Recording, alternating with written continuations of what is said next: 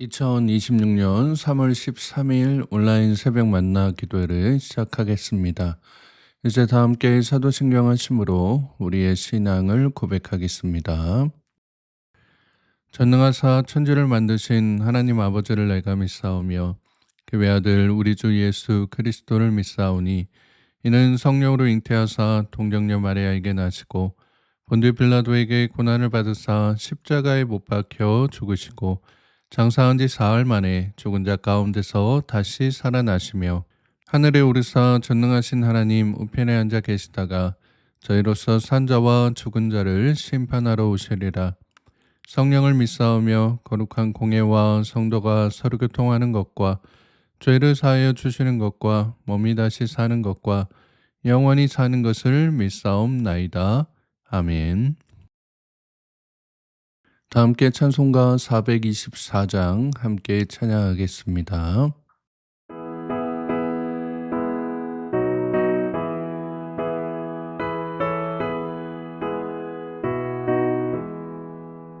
아버지여 나의 마음을 맡아주고 하시고 완악하고 교만한 것 명쾌하여 주소서.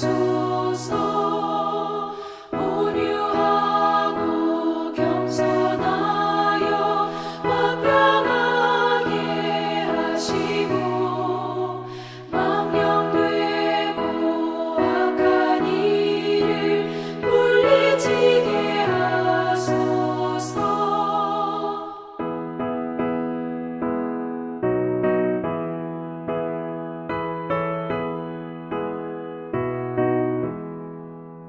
하나님의 은총 속에 나를 보호하시고 주의 사랑 줄이 되어 나를 메어 주소서. 구세주의 흘린 피로 죄를 씻어 주시고 성령이여 하늘 길로 나를 인도하소서. 아멘.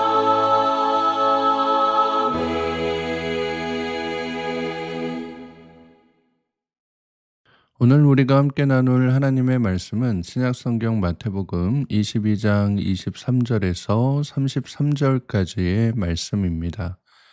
마태복음 22장 23절에서 33절까지의 말씀을 공동체 성경 읽기로 함께 읽도록 하겠습니다.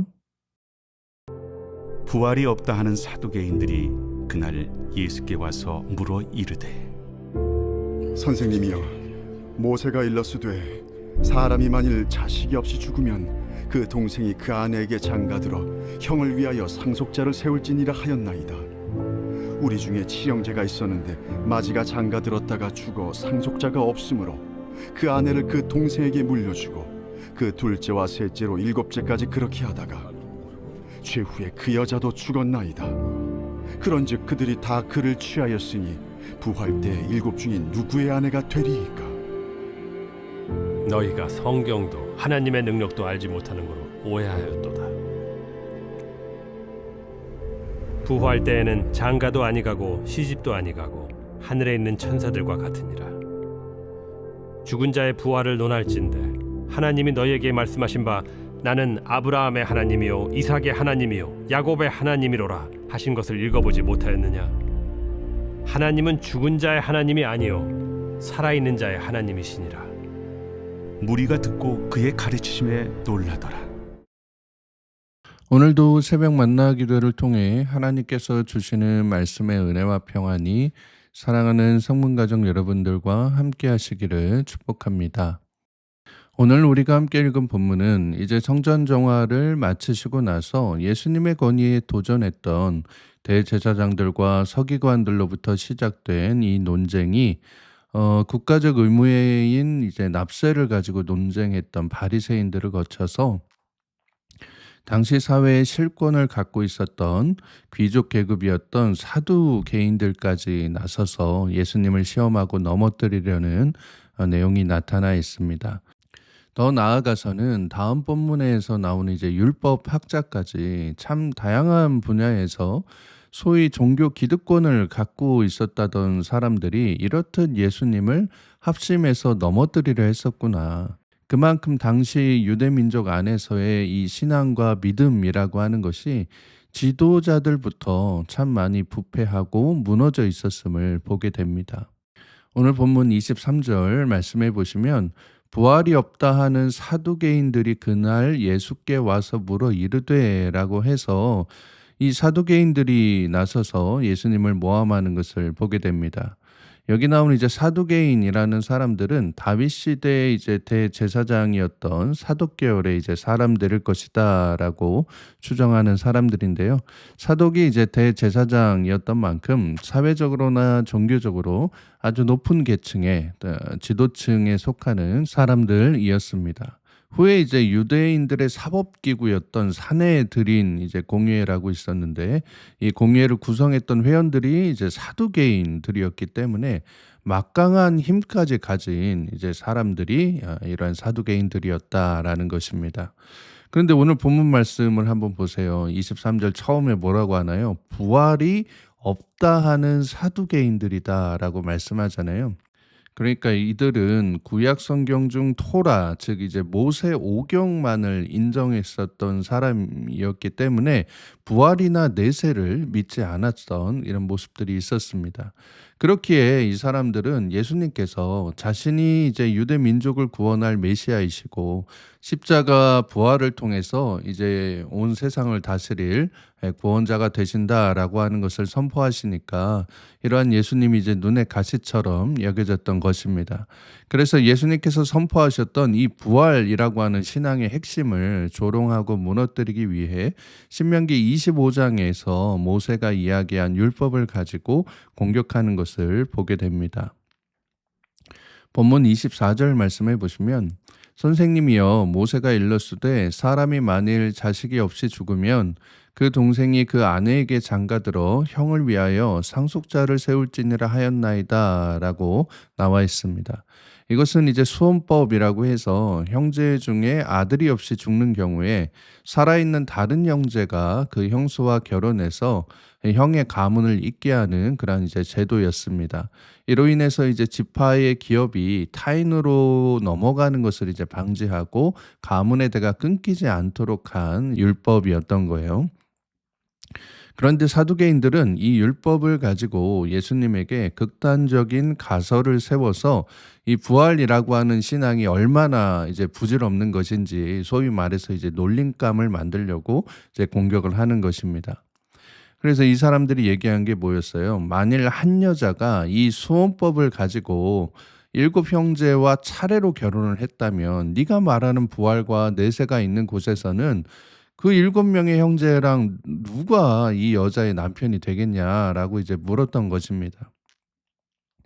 이들이 이렇게 예수님께 물은 이유가 2가지였어요. 먼저는 이들이 부활이 있다면 내세 삶도 이 땅의 연장선일 것이다 라고 가정하면서 7 형제 모두와 이 여자가 결혼했다면 천국에 가서 모든 형제랑 아내의 관계를 갖고 있어야 되지 않느냐라고 해서 이러한 모순에 빠지도록 유도해서 그러니까 부활이 없는 거다. 우리가 그래서 부활을 안 믿는 거야 라고 해서 부활 신앙 자체를 비웃으려 한 것입니다. 또 다른 이유는 예수님께서 선포하신 부활의 개념이 이제 실제가 되면 자신들이 이 땅에서 누렸던 여러 기득권과 이러한 풍요로움이 자신들이 믿음을 가지고 신앙의 본을 보이면서 이것을 쌓아 올린 것이 아니기 때문에 결국에 가서 이 다음에 또 다른 세상이 있다면 그 세상을 하나님이 통치하신다면 자신들의 이러한 죄들이 심판의 대상이 될 것을 두려워했기 때문이었습니다. 즉 사두개인들 역시 먼저 예수님과 논쟁했었던 대제사장들, 서기관들, 바리새인들과 같이 자신들의 위치와 권력, 돈과 명예를 지키기 위해 율법을 사용해서 말씀을 사용해서 예수님을 비난하려 했던 것입니다. 우리 주변에도 사두개인과 같은 모습을 가진 사람들이 있죠. 하나님의 말씀을 가지고 자기 멋대로 해석해서 자기의 의를 드러내려고 하거나 자신의 욕심을 정당화하려는 그러한 사람들이 있습니다. 대가 끊기지 않도록 대를 이어가게 하시려는 하나님의 자비를 나타낸 율법을 가져다가 자신들의 욕심을 가릴 포장지로 썼던 이 사두개인들처럼 말씀을 가지고 자신들의 추악한 죄악들을 감추려고 하는 사람들이 있다라고 하는 거예요. 그런 사람들이 자꾸만 이제 교회 안에서 여러 가지 목소리들을 내니까 참 교회가 요즘 들어서 세상 가운데 큰 근심이 되고 걱정거리가 되는, 세상이 더 이상 신뢰하지 않는 그런 교회가 되어가는 것 같아서 참 많이 안타깝습니다. 이제는 교회 안에 이러한 사람들이 더 이상 발붙이지 못하게 해야 교회가 세상 사람들에게 더 이상 비난받지 않고 세상을 진정한 말씀으로 비추는 거룩한 등대가 되리라 믿습니다. 자, 예수님께서도 이런 사람들이 성경도 하나님의 능력도 알지 못하는 무지한 자들이다라고 말씀하고 계십니다. 본문 29절과 30절 말씀에 예수께서 대답하여 이르시되 너희가 성경도 하나님의 능력도 알지 못하는 거로 오해하였도다.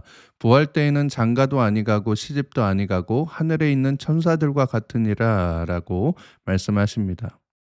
예수님께서는 부활 후의 존재는 이 땅의 모습이나 사회적 제도에 얽매이는 그러한 존재가 아니라 하늘에 있는 천사들과 같은 전혀 새로운 영적 존재로 변화될 것을 선포하고 계신 거예요.